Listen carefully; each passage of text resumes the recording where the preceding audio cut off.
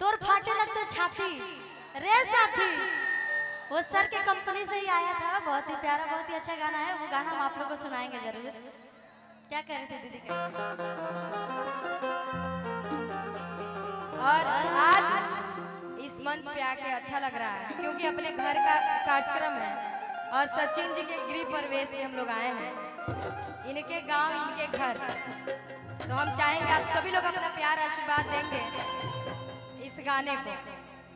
कहे के बाद कोई भी कार्यक्रम शुरू करे से पहले एक बार गणेश जी महाराज जी को बुलाओ जाला, लेकिन ना बुला आशीर्वाद खाली एक बार जयकारी लगा के प्रेम से बोलिए गणेश जी महाराज की।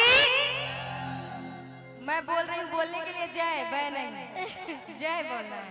कहना है कि जय में तो जो हमारा काम नहीं हो, आ तोरा नियन माल हमारा काम नहीं हो। आ जय में तो जो हमारा काम नहीं हो, आ तोरा नियन माल हमारा काम नहीं हो। आ पिया संग सुती है बीतई है दिन राती, बीतई है दिन राती। लड़कियां कहती है कि तोर फाटे लगतो छाती रे साथी गले आयो बराती रे साथी।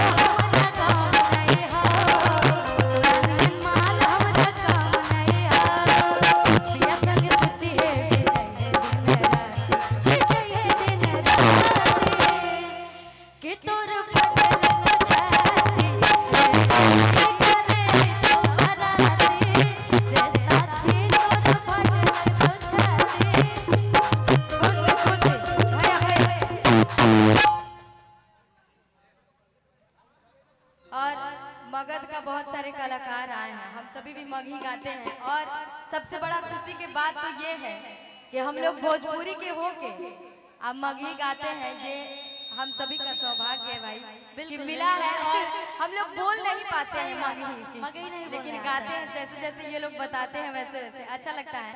लेकिन आइए, बड़ा ही सुंदर लाइन है इसमें। हम देखिले रोजे है गौर से कि और चहकर चलता के हुआर से। क्या बात है? क्या करते हैं आप सब मुझे है पता, आप ही बोलिए क्या ये बात सही है।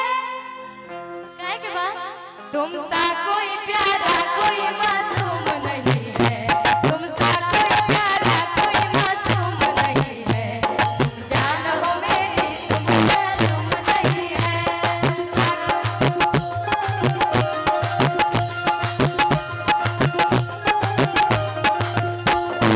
देखिले रोते ही है गौर से, राउर चक्कर चलाता के हुआर से।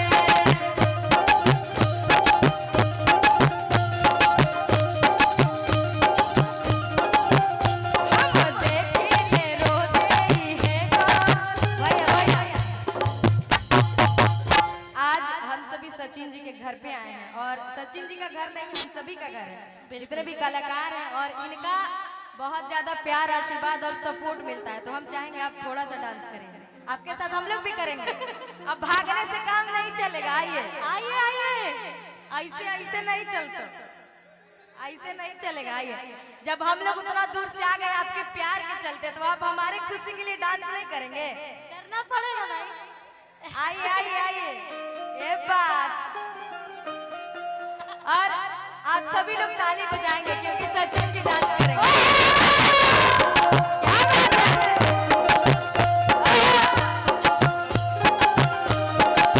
हम देखिले रोते ही है गौर से, चक्कर चलाता के हुआर से।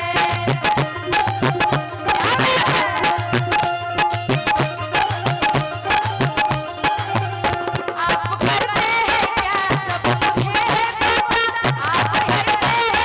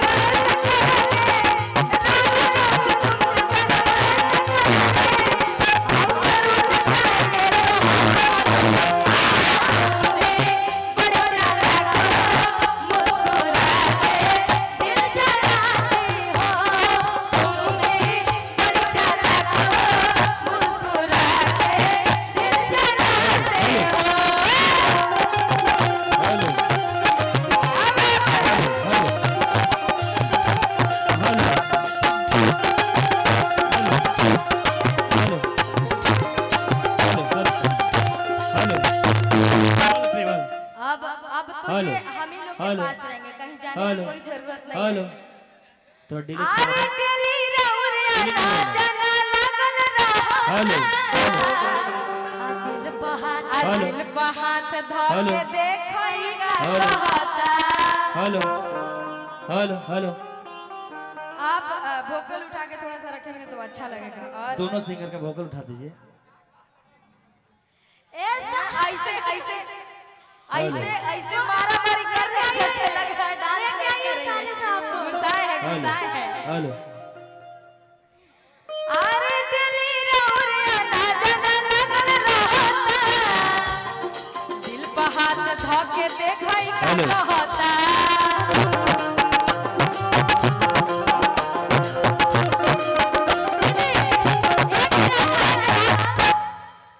हेलो हेलो डिलीट करिए इसको भाई। इंतजार था आ मंच छोड़ी भागला से कुछ न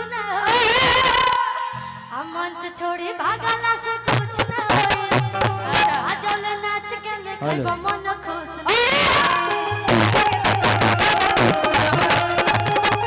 हेलो हेलो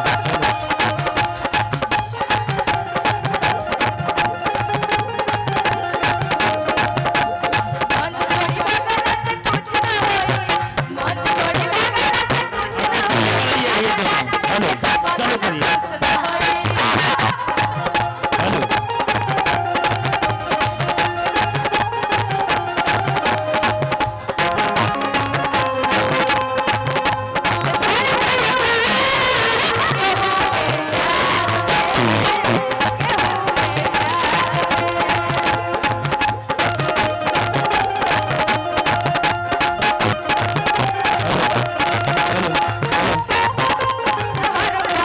इंतजार में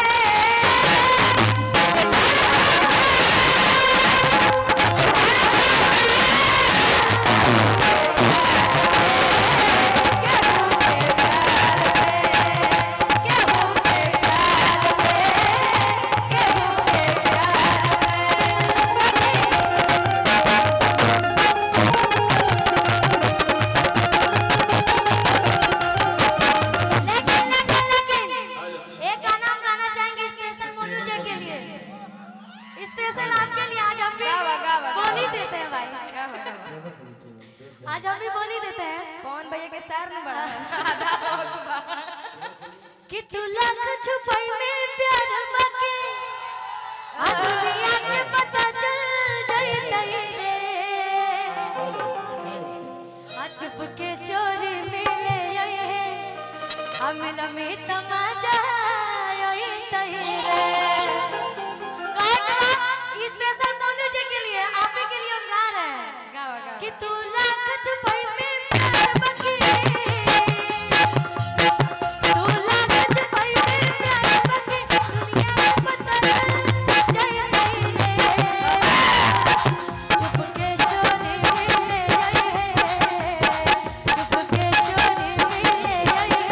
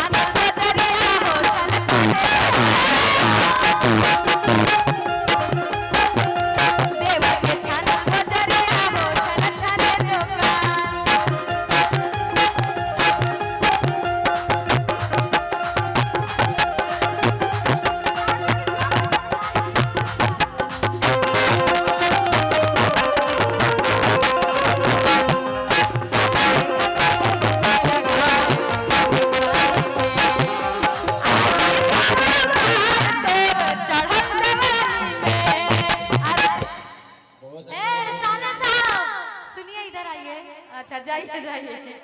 कि अरे रहर पाता सरसों पाता एक में मिला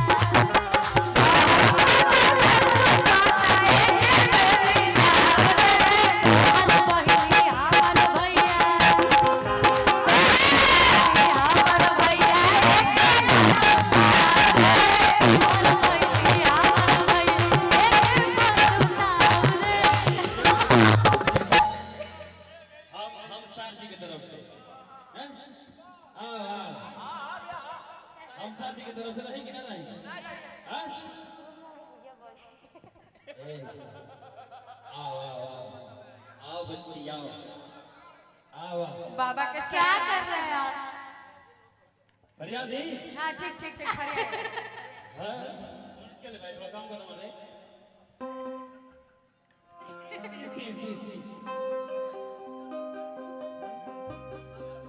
क्या कर रहे हैं आप?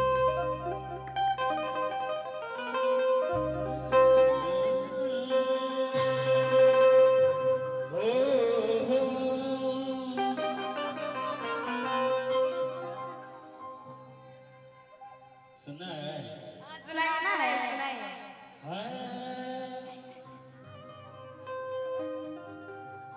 अरे गाइए जी याद कर लीजिए। क्या कही थी अरे रहरी के तीन पाता तीनों का चनार जी आ सरऊ के तीन बहिनिया तीनों छिनार जी सरऊ के तीनों बहिनिया तीनों के तीनों छिनार जी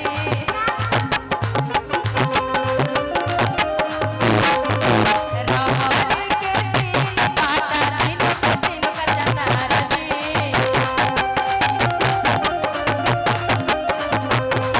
सरऊ के तीन बहिनिया तीनों के तीनों छिनार जी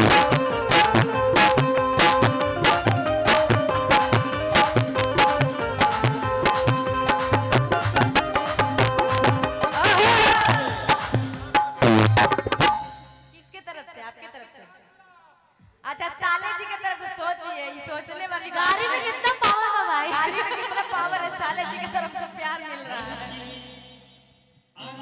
चाउर उसना चाउर चाउर में चाउर गे अच्छा अच्छा ईसा जी की तरफ से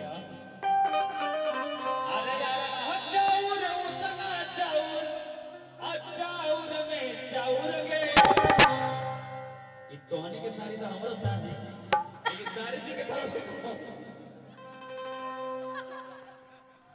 चाउर में चाउर गे अगारी दे बतोरा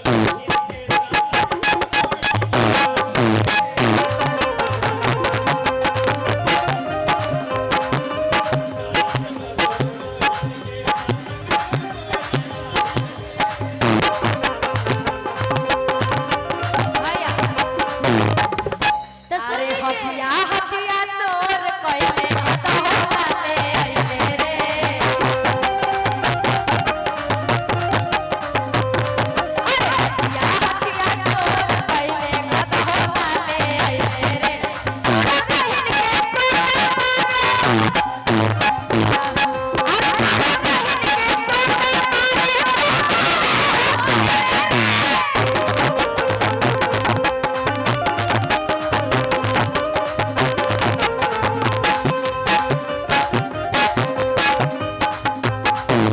आई आई कहने दीजिए। हाँ।